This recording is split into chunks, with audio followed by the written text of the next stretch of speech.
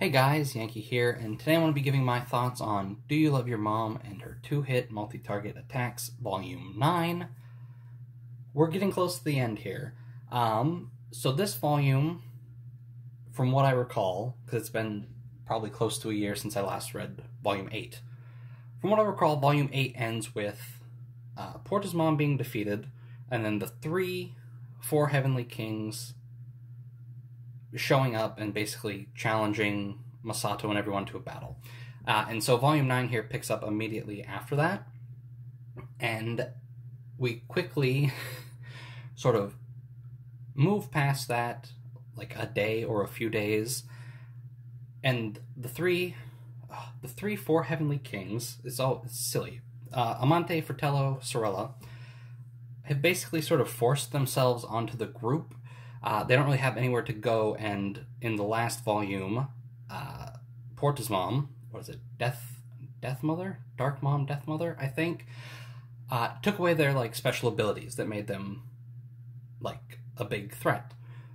So they can't actually fight them, and so they're just sort of sticking around. And we've got Hahako here, part of the group, and she is still trying to make Amante, Sorella, Fratello accept her as their mother, and that's sort of what this volume is really about. It's about getting those three to accept Hahako as their new mom and basically becoming a family. And while that's sort of the main focus here, we got some good moments with Masato, especially in this. And okay, so we'll start with this. You can see by the cover, it's Christmas. It's a Christmas volume. And it's not even close to Christmas right now, so I was a bit iffy on doing this volume, but in the story, it's not Christmas at all. Death Mother, Porta's mom, and Shirase, I'm forgetting names left and right here, and Shirase basically set up a Christmas event where it's not actually Christmas, but as soon as you get the necessary items, it becomes Christmas Eve, and then the next day is Christmas. And so that's sort of like the first quarter, maybe third of the book, is them, like Masato and everyone sort of going off, trying to collect these items to decorate a Christmas tree.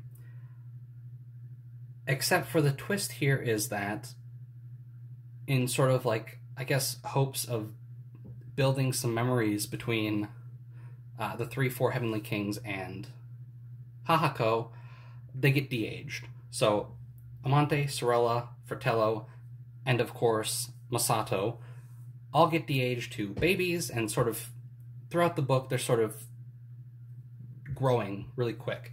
I think the order they go in is basically babies to toddlers to like 10 years old to back to normal. And so we've got them at different sort of stages. And one of the things that I don't really know what the author was going for, because at first, when they're babies, it seems like they've got their normal minds.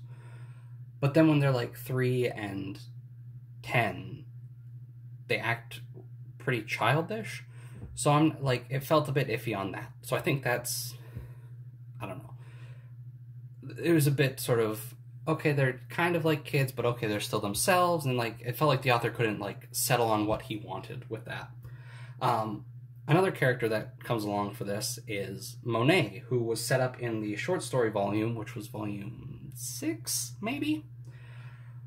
And the place where they're doing this Christmas event was where Monet, who was originally planned to be like a secret boss of this game, was supposed to be. And she ends up becoming sort of the final boss of this volume, which is nice. I'm glad we sort of came back to that, though I'm not entirely thrilled with how the author handled it. Excuse me. Like, leading up to it, it's like, okay, she's going bad, she's evil, you fight her. Oh, haha, I was only pretending to be bad, so that way okay. She takes like a demonic form, and then when she's defeated, she takes like the form of an angel. And so it was fine leading up to that, 'cause it's like, okay, she's turning, she's bad, they fight, oh, haha, I only wanted you to defeat me so I could become an angel. So that part, I didn't care for. The build-up and the actual fight was fine. Just that last, like, line Monet has, is just sort of, it doesn't ruin it for me. It was still fine, but undercuts it, I guess. So yeah, a lot of this volume is, besides sort of trying to build memories between Hahako and the kids as they're sort of growing up, it's also giving Hahako a chance to sort of do motherly things, like feeding the 4 heavenly kings, and sort of like walking with them, and then eventually celebrating Christmas with them. And I like this.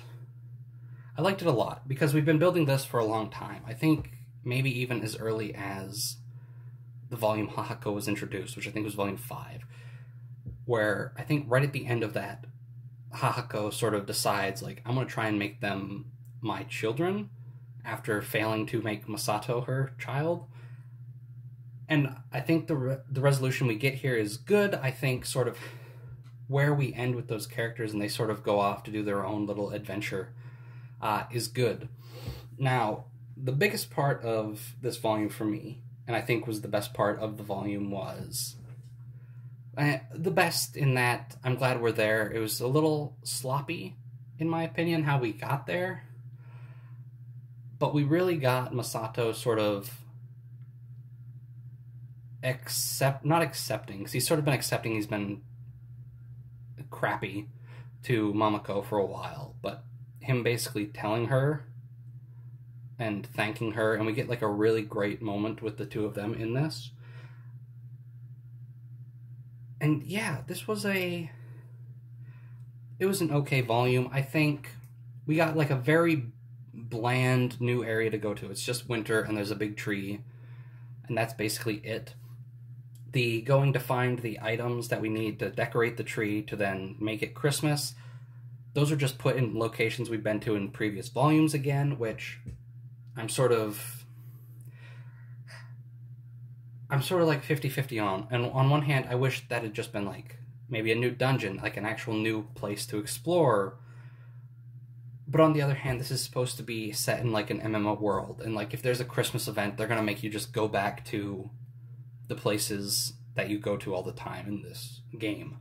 But another issue I sort of have with it is we just did that like a volume or two ago, where Mamako, Merimama, and Wise's mom, whose name escapes me, Kizuna, I think? But I don't remember. They were just doing this, going back to all these locations we'd been to before when they were doing the idol thing. So it felt like we were just sort of doing the same thing again. Like if we had got like a little dungeon here, and then at the end where Mamako and everyone have to basically take up the role of Santa and deliver presents to everyone, then we went back to all these areas we've been to, I think it would have been better. I don't think we needed to revisit these locations in the first half of the story. It wasn't even the first half. It was like the first third, maybe. So it's not that big a deal. Overall, I think this volume was pretty good. It moved things along pretty well, and we're basically almost at the end. Volume 10 is a short story volume, and then Volume 11's the end. So we basically got everything wrapped up. At the end, this sort of leaves us with the cliffhanger of doing one final test before the game goes live. We're going to fight the Demon Lord, because, of course, it's a Japanese light novel with a Japanese RPG thing going on. So, of course, there's a Demon Lord we have to fight. And that probably was even mentioned at one point in an earlier volume that I just, like, don't remember.